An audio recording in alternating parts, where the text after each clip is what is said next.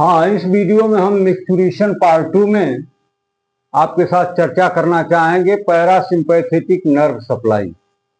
जैसा कि इसके जस्ट अगली वीडियो में आपने सिंपैथेटिक नर्व सप्लाई देखा था और इस वीडियो में आप देखेंगे पैरासिम्पैथेटिक नर्व सप्लाई, यानी पैरासिम्पैथेटिक नर्व की सप्लाई ये मिक्सचुरेशन में क्या रोल, क्या भूमिका अदा करती है, ये सब कुछ इसमें मिलेगा।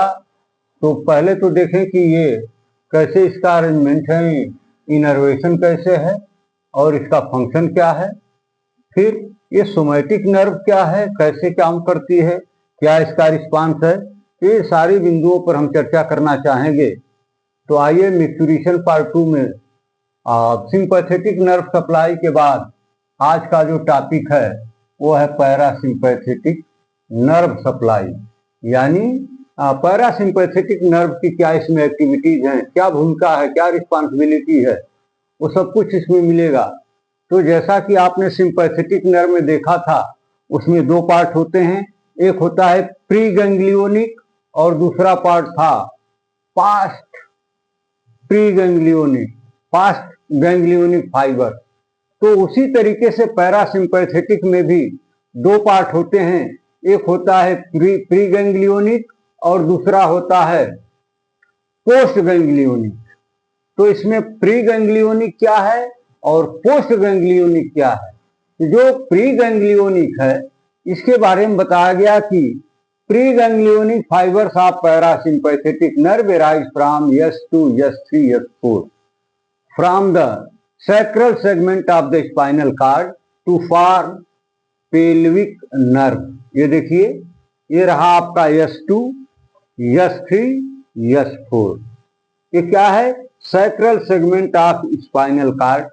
और S2 से, S3 से, S4 से ये pre ganglionic fibres of parasympathetic nerve arise हो रहे हैं। कुछ दूर आगे जाने के बाद ये तीनों यूनाइट होकर के एक नर्व का निर्माण करते हैं, फॉर्मेशन करते हैं, उसको कहते हैं pelvic nerve. Spinal cord to form pelvic nerve, these fibres run through hypogastric ganglion. ये फिर इस पेल्विक नर्व के रूप में आगे बढ़ते हैं तो कहाँ एंट्री कर जाते हैं? यहाँ पर आप देखेंगे हाइपोगैस्ट्रिक गैंग्लियन। इसमें देखिए, ये है हाइपोगैस्ट्रिक गैंग्लियन, इसमें ये एंट्री कर जा रहे हैं। फिर आगे क्या होता है? Run through hypogastric ganglion and synapse with post ganglionic neurons situated in close relation to urinary bladder and internal sphincter। अब यहाँ पर ये जो हाइपोगैस्ट्रिक गैंग्लियन है इसको पार करते हुए ये फाइबर्स कहाँ पहुंच गए? S2, S3 के फाइबर्स तो पहुंच गए यूरिनरी ब्लैडर में, लेकिन जो S4 के फाइबर्स हैं ये देखिए इंटरनल यूरेथ्रल स्फिंक्टर में पहुंच गए। यह है इंटरनल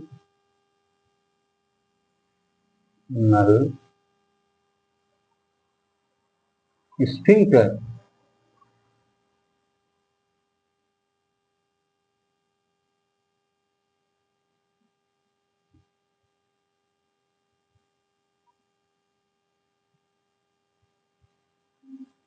ये देखिए, इसके कुछ फाइबर्स तो चले गए ब्लैडर में और कुछ चले गए इंटरनल स्फिंक्टर में। ये फिगर आपको बता रहा है इनकी ओरिजिन कहाँ से हो रही है? S2, S3, S4। ठीक है, तो ये रहा, ये आप देख रहे हैं साइनेप्स का सिंबल यहाँ पर बना हुआ है, यानी प्री गैंग्लियोनिक फाइबर्स का यहाँ टर्मिनेशन हो रहा है और यहीं से पोस्ट गैंग्लियोनिक फाइबर्स का की बिगिनिंग हो रही है। यहीं पर दोनों का साइनेप्स हो जाता है। तो एक चीज बताया गया कि preganglionic fibres of parasympathetic nerve arise from S2, S3, S4 sacral segment of spinal cord to form pelvic nerve. ये रही pelvic nerve. These fibres run through the hypogastric ganglion. ये हाइपोगैस्ट्रिक गैंग्लियन से pass होते हुए आगे बढ़ रहे हैं। फिर कहाँ पहुंच गए? कि synapse with post ganglionic neuron, ये जो आप देख रहे हैं यही हैं पोस्ट गैंग्लियोनिक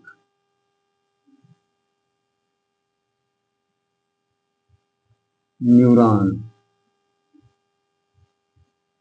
और ये हैं प्री गैंग्लियोनिक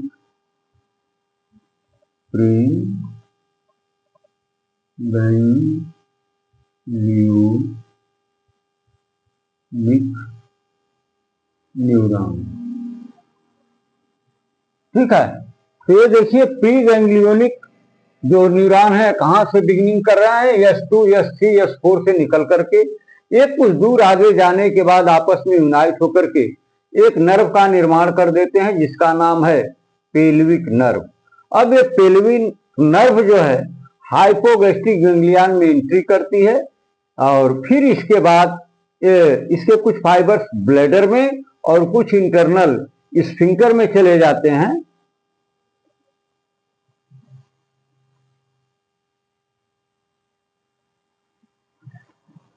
ठीक है, और यहां पर इनका टर्मिनेशन हो जाता है। ये देखिए साइनेप्स का सिंबल बना हुआ है, तो ये हो गए यहां से termination of pre ganglionic and beginning of post ganglionic fibres का।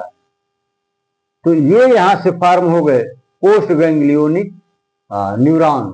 ये कहां पर हैं कि situated in close relation to urinary bladder, ये बिल्कुल यूरिनरी ब्लैडर के क्लोज रिलेशन में फिगर में दिख रहे हैं।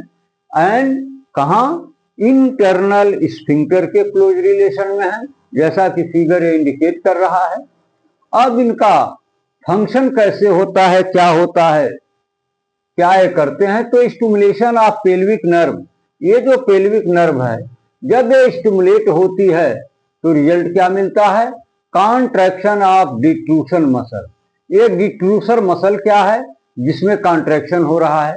तो पिछले एपिसोड में आपको बताया गया था कि जो यूरिनरी ब्लैडर है जिस मसल के द्वारा इसकी बनावट है बनाया गया है, उस मसल को वो स्मूथ मसल्स होती हैं, लेकिन उनको हम स्पेसिफिक नाम देते हैं उनके काम के आधार पर, उनको कहते हैं डिट्रूसर मसल। डिट्रूसर का मतलब होता है press downward, push downward.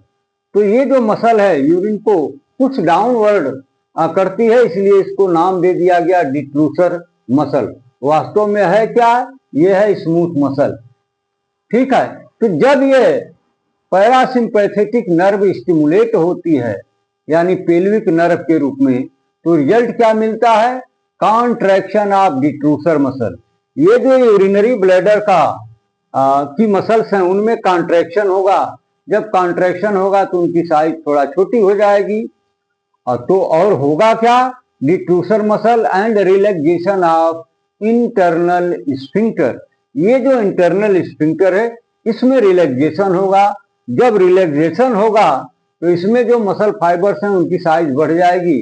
Result क्या होगा, ये जो ब्लैडर और यूरेथ्रा के बीच में रास्ता है, ओपनिंग है, वो मसल के बढ़ने की वजह से स्फिंक्टर की जो मसल है उनके बढ़ने की वजह से वो क्लोज हो जाता है, रिलैक्स हो जाता है।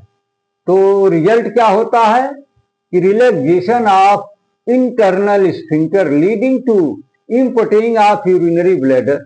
रिजल्ट क्या होता है, जो यूरिनरी ब्लैडर में कलेक्ट हो गया है यूरिन, ये रास्ता ओपन हो जाता है क्योंकि इसकी मसल रिलैक्स कर जाती हैं। तो फिर यूरिन जो है ब्लैडर से खाली होना शुरू हो जाता है।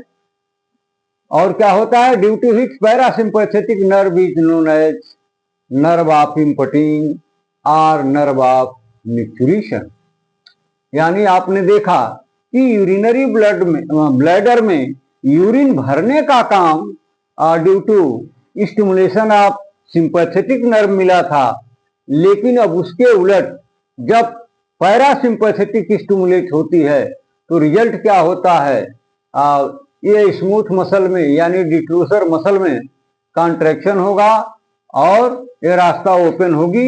रिजल्ट क्या होगा, यूरिनरी ब्लैडर में कलेक्ट हो गया यूरिन यूरेथ्रा में जाना शुरू कर देगा, यानी इम्पटिंग ऑफ यूरिनरी ब्लैडर की प्रक्रिया जो है वो कंटिन्यू हो जाती है। यानी यूरिनरी ब्लैडर को खाली करने का काम किसके द्वारा हुआ? तो स्टिमुलेशन ऑफ पैरासिम्पैथेटिक नर्व के द्वारा। अगर पैरासिम्पैथेटिक नर्व में स्टिमुलेशन नहीं होता है तो फिर ना तो ये ओपनिंग खुलेगी और ना ही यूरिन ब्लैडर से यूरेथ्रा में जा पाएगा। तो ये काम होता है पैरासिम्पैथेटिक नर्व का मिक्सुरेशन के संबंध में।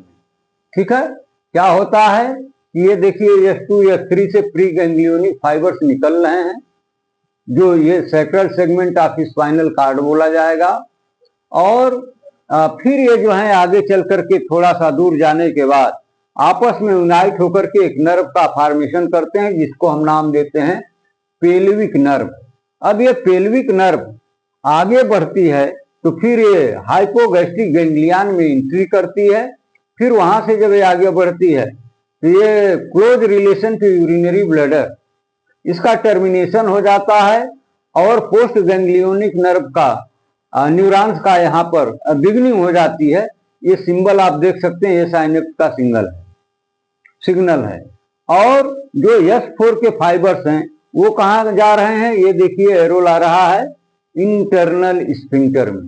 तो जो पैरासिम्पैथेटिक नर्व है इसके जो फाइबर्स हैं वो यूरिनरी ब्लैडर पर भी इनका रिस्पांस है और इंटरनल स्फिंक्टर पर भी इनका रिस्पांस मिलता है। तो जब इसमें स्टिमुलेशन होता है तो डिट्रूसर मसल में कॉन्ट्रैक्शन होने लगता है और जो इंटरनल स्फिंक्टर है उसमें रिलैक्सेशन होने लगता है।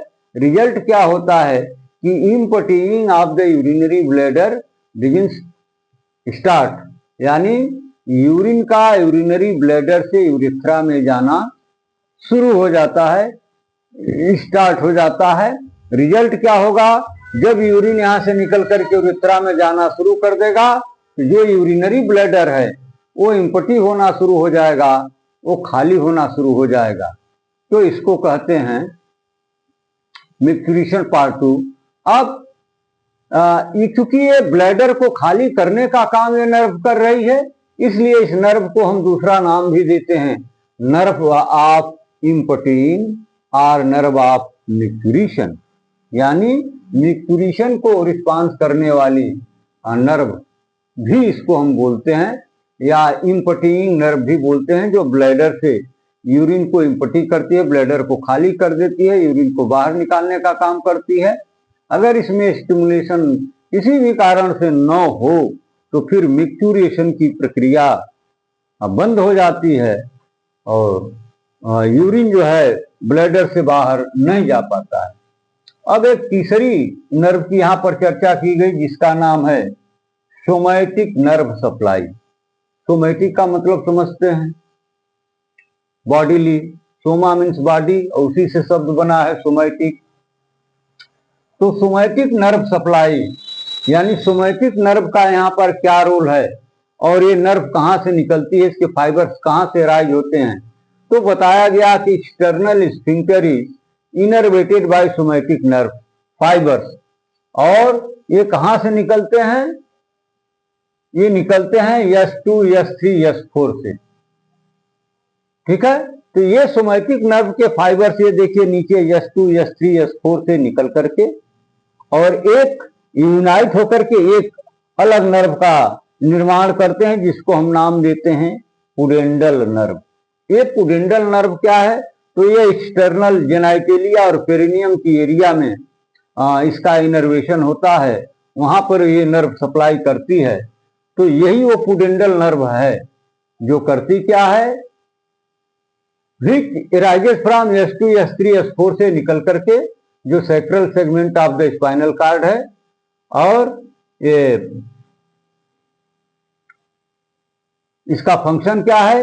It maintains the tonic contraction of the skeletal muscle fibre. यानी ये स्केलेटल मसल को सप्लाई करती है। और जैसे कि आपने सुना कि ब्लैडर जो है स्मूथ मसल का और इंटरनल स्फिंक्टर भी स्मूथ मसल से ही बना हुआ है, तो उस पर जो नर्व सप्लाई होती है वो sympathetic parasympathetic division of autonomic nervous system का एक्शन होता है, जबकि ये जो एक्सटर्नल यूरेथ्रा है, ये एक्सटर्नल स्फिंक्टर है, वो स्केलेटल मसल का बना हुआ है, वो स्मूथ मसल का नहीं बना हुआ है, इसलिए इसका वॉलंटरी रिस्पांस भी मिलता है।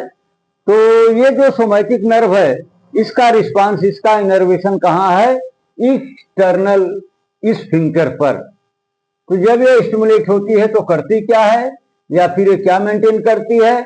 The tonic contraction of the skeletal muscle fibres. इसके स्टिमुलेशन से जो स्केलेटल मसल का टोन अप है वो मेंटेन होता है। और क्या होता है? It keeps the external sphincter constricted always. और एक्सटर्नल स्फिंक्टर को ये क्लोज करके रखती है जब ये स्टिमुलेट होती है। तो during maturation this nerve is inhibited, it causes relaxation of external sphincter leading to voiding of urine. फिर जब ये स्टिमुलेट होती है तो इस कारण होता क्या है?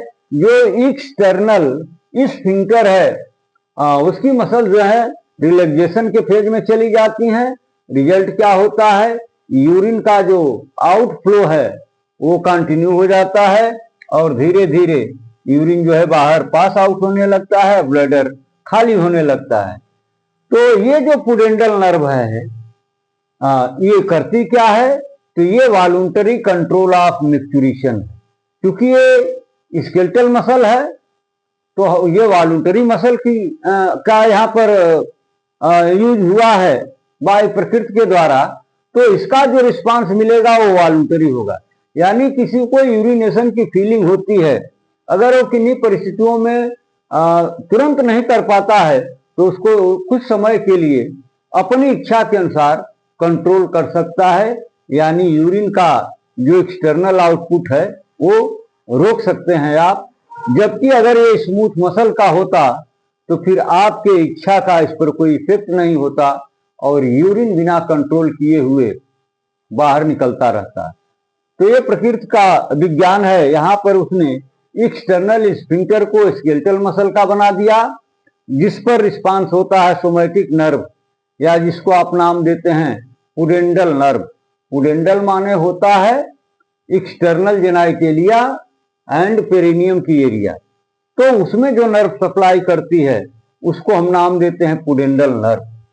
तो इस तरह से आपने देख लिया कि मैच्योरेशन के केस में ये पैरासिम्पैथेटिक का रोल क्या है, या और इसका फंक्शन क्या है, ये कहाँ से इसके फाइबर्स निकलते हैं।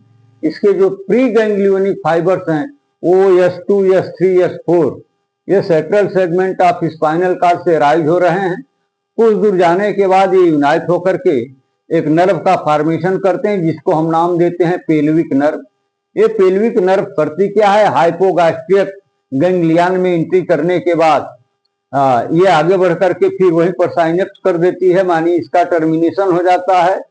और जो इसके पोस्ट गैंग्लियोनिक पार्ट है उसका बिगनिंग हो जाती है, वहां पर साइनेप्स का वो सिंबल दिख रहा है। तो यहाँ से पोस्ट गैंग्लियोनिक होगी और उसके पहले का जो पार्ट है वो प्री गैंग्लियोनिक है। अब इसका काम क्या है? जब ये स्टिमुलेट होती है तो जो डिक्रूसर मसल है यूरिनरी ब्लैडर का, उसको एक कॉन्ट्रैक्टिव फेज में ले जाती है, उसमें कॉन्ट्रैक्शन पैदा हो जाता है और जो इंटरनल स्फिंक्टर है उसमें रिलैक्सेशन की कंडीशन बन जाती है। रिजल्ट क्या होता है? ये voiding of the urine from the bladder start हो जाता है, यानी ये जो यूरेथ्रल ओपनिंग है ये खुल जाती है और ब्लैडर से यूरिन जो है इसमें फ्लो करना शुरू हो जाता है। तो ये रहा इसका काम। क्योंकि ये यूरिनरी ब्लैडर को खाली करने का काम कर रही है, इसलिए इसको हम नर्व ऑफ मैच्योरेशन या नर्व ऑफ इम्पटिंग के नाम से भी बोलते हैं। जैसा कि सिंपैथेटिक में आपने देखा था, ब्लैडर में वो यूरिन के फीलिंग का काम कर रही थी, तो उसको नाम दे दिया गया था नर्व ऑफ फीलिंग। लेकिन इसको क्या नाम दिया जाता है? Nerve of dividing. अब आइए तीसरा जो है वो है सोमैटिक नर्व सप्लाई।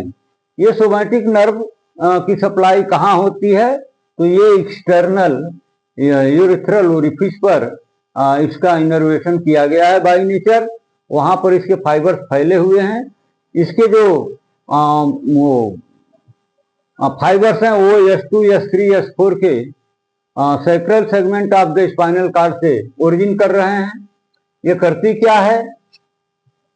तो ये जो स्फिंक्टर में जो स्केलेटन मसल है उसको टोन अप बनाए रखने में, उसके टोन को मेंटेन करने में इसका रिस्पांस होता है।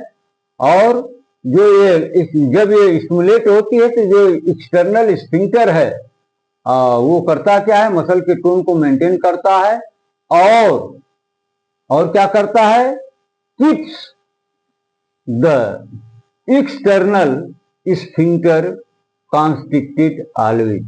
ये एक्सटर्नल स्फिंक्टर को ये हमेशा क्लोज करके रखती है ताकि अनावश्यक या आपके अनचाहे यूरिन पास आउट न हो। यानी ये स्केलेटन मसल है, जब आप चाहेंगे तभी ये रिस्पांस करेगी और तभी यूरिन वहां से पास आउट होकर के बाहर निकलेगा। तो ये रहा मिक्टुरेशन में सिंपैथेटिक, पैरासिम्पैथेटिक और सोमैटिक नर्व सप्लाई का रोल। अब इस बॉक्स में आप देख लीजिए, ये संक्षिप्त में बहुत क्लियर ढंग से यहाँ पर दिया हुआ है। 3 नर्व का रोल होता है मिक्टुरेशन में। पहला है सिंपैथेटिक नर्व, दूसरा है पैरासिम्पैथेटिक नर्व, तीसरा है सोमैटिक नर्व। अब आ जाइए सिंपैथेटिक नर्व का डिट्रूसर मसल यानी जो ब्लैडर की मसल है उस पर जब ये स्टिमुलेट होते हैं तो क्या प्रभाव पड़ता है? तो उस मसल को ये रिलैक्सेशन के फेज में ले जाती है। यानी डिट्रूसर मसल इसके स्टिमुलेशन से रिलैक्स हो जाती है। लेकिन ऑन इन इंटरनल स्फिंक्टर, ये जो इंटरनल स्फिंक्टर है इस पर सिंपैथेटिक नर्व का क्या प्रभाव पड़ता है? तो उसको कॉन्ट्रैक्शन में ले जाती है। यानी एक दूसरे का उल्टा रिस्पांस है।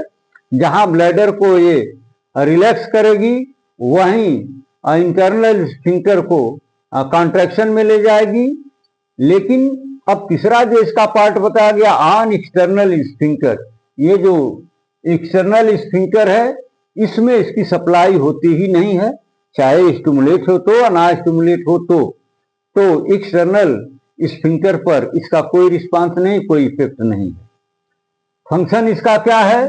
सिंपैथेटिक नर्व को हम नाम देते हैं नर्व ऑफ फीलिंग। तो फीलिंग ऑफ यूरिनरी ब्लैडर, यानी ये जब स्टिमुलेट होती है, ये मसल जब रिलैक्स होती है, उसकी साइज बढ़ती है तो इंटरनल यूरेथ्रल ओरिफिस को स्फिंक्टर को क्लोज कर देती है और उसमें यूरिन कलेक्शन ब्लैडर में होना शुरू हो जाता है, भरना शुरू हो जाता है। इसीलिए इसको कहते हैं नर्व ऑफ फीलिंग। दूसरी जो नर्व है वो पैरासिम्पैथेटिक नर्व है। इसका डिट्रूसर मसल यानी ब्लैडर के मसल पर क्या इफेक्ट पड़ता है? तो ये कॉन्ट्रैक्शन पैदा करती है। कब? जब ये स्टिमुलेट होती है तब। तो जो डिट्रूसर मसल सिंपैथेटिक के इफेक्ट में रिलैक्स हो गई थी, अब पैरासिम्पैथेटिक के स्टिमुलेशन से उसमें कॉन्ट्रैक्शन की स्थिति बनेगी और क्या होगा? जो इंटरनल यूरेथ्रल स्फिंक्टर है उसमें रिलैक्सेशन होगा। यानी सिंपैथेटिक और पैरासिम्पैथेटिक की विशेषता है कि ये एक दूसरे के बिल्कुल अपोजिट रिस्पांस करती हैं। अब यहाँ देखिए, जहां सिंपैथेटिक में यहाँ पर रिलैक्सेशन हुआ, वहीं पैरासिम्पैथेटिक में यहाँ पर जो डिफ्यूसर मसल है उसमें कॉन्ट्रैक्शन होगा।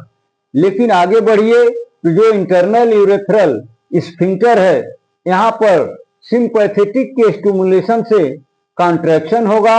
लेकिन जब ये पैरासिम्पैथेटिक स्टिमुलेट होगी तो इसको रिलैक्स में ले जाएगी, रिलैक्सेशन के फेज में ले जाएगी।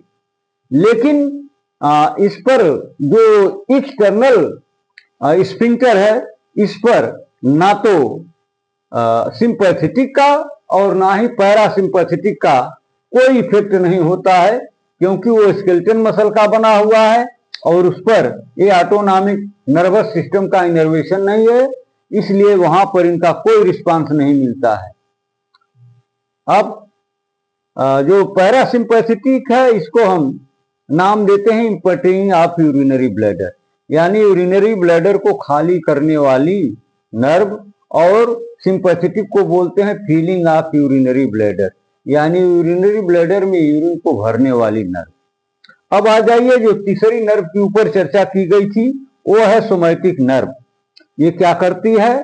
तो ये डिट्रूसर मसल पर इसका कोई इफेक्ट नहीं होता है। आप देख भी सकते हैं फिगर में, यानी डिट्रूसर मसल पर इसके फाइबर्स नहीं पहुंच रहे हैं। तो जब फाइबर्स नहीं पहुंचेंगे, इसका इनर्वेशन वहां पर नहीं होगा, तो वहां पर इससे कोई प्रभाव, कोई इफेक्ट इसका पड़ने वाला नहीं है, और ना ही वहां के एक्टिविटीज में इसका कोई रोल होगा। लेकिन ऑन एक्सटर्नल इंटरनल स्फिंक्टर पर इसका क्या प्रभाव है? तो कोई प्रभाव नहीं है। आप फिगर में देखिए, इसके फाइबर सिर्फ और सिर्फ एक्सटर्नल स्फिंक्टर तक दिखाई दे रहे हैं, ना तो ब्लैडर पर दिखाई दे रहे हैं, ना तो इंटरनल स्फिंक्टर पर दिखाई दे रहे हैं। ठीक है, तो यहां दोनों जगह इसकी सप्लाई नहीं है, लेकिन जो एक्सटर्नल स्फिंक्टर है वहां पर इसका प्रभाव है। तो ये करती क्या है? वहां पर कॉन्स्ट्रिक्शन पैदा करती है, नैरो बनाती है, और क्या करती है? वॉलंटरी कंट्रोल ऑफ मेक्चुरेशन, और आपकी इच्छा के अनुसार आप कब यूरिनेशन करना चाहते हो, कब नहीं चाहते हो, तो उसको कंट्रोल करने में इस नर्व का रोल होता है, और इसका लाभ वहां, इसका इफेक्ट इस तरह से वहां होता है। तो ये रहा मेक्चुरेशन पार्ट 2। अब आप कंटिन्यूटी में पढ़ते रहिए तो काफी आनंद आएगा। डिसकंटिन्यूटी करेंगे तो कोई मतलब नहीं है उसका, आपकी स्टडी में डिसकंटिन्यूएशन होगा। तो सारी चीजें तो एक चेन की तरह एक दूसरे से, मोती की लड़ियों की तरह से जुड़ी हुई हैं। एक पढ़िए, फिर अगली वीडियो भी पढ़िए, फिर अगली भी वीडियो पढ़िए, तो इसका लाभ मिलेगा, मेहनत आपकी सफल होगी। अन्यथा बहुत लाभ की स्थिति में आप नहीं रह पाएंगे। तो जो पिछली वीडियो थी वो थी मेक्चुरेशन पार्ट 1, अब आ गया मेक्चुरेशन पार्ट 2। तो इन दोनों वीडियोस को आप एक कंटिन्यूटी में पढ़िए और इसका लाभ लीजिए। बाकी अगली वीडियो में हम फिर कोई नया टॉपिक लेकर के आएंगे।